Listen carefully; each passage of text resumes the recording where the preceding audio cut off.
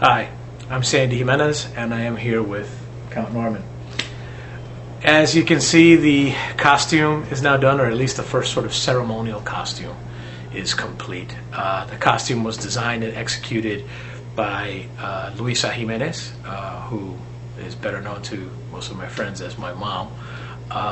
We screened a couple of movies together to do some sort of reference for what the parameters would be, because they could really be anything for his sort of different ceremonial garbs and dress. He basically had to look at like an homage to various over-the-top villains of the last 50 to 60 years.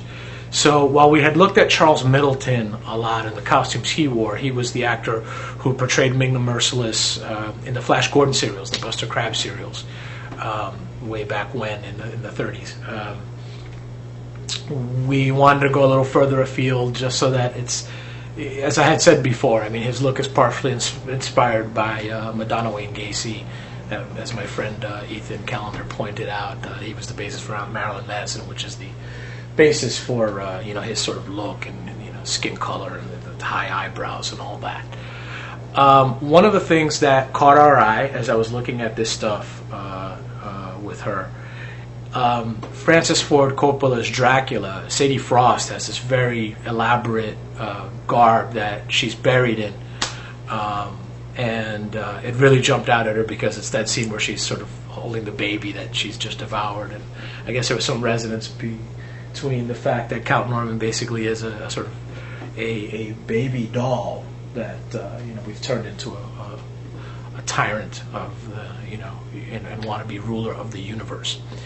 I'm just going to go over, I guess, a few of the details of the costume. It's this satin.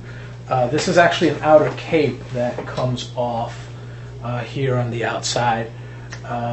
Here are various details of his costume. There's a fair amount of this sort of silver lacing that has sort of hints of Captain Marvel's costume, and I'll come in even closer for those.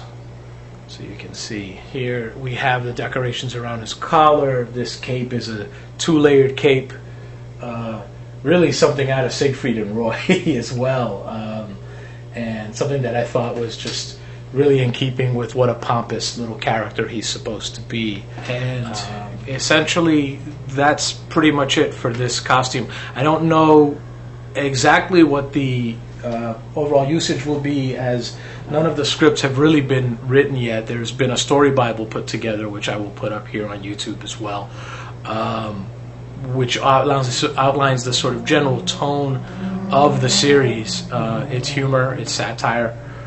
There are a few other characters in the offing that are being built right now, and shortly I will have some other videos as well of some of the mechanisms and animatronics we're going to do for these puppets. As I explained in one of the other videos, their bodies are hollowed out. We're going to use a combination of actual hand puppetry and suspension puppetry, or what's traditionally referred to as marionettes, for the arms and legs, and to see how much movement we can get out of them. Right now I am building some mandibular inserts that we can use, hollowing out the mouths for these guys, and then having a sort of piece that mimics teeth coming together and coming apart to simulate their speaking.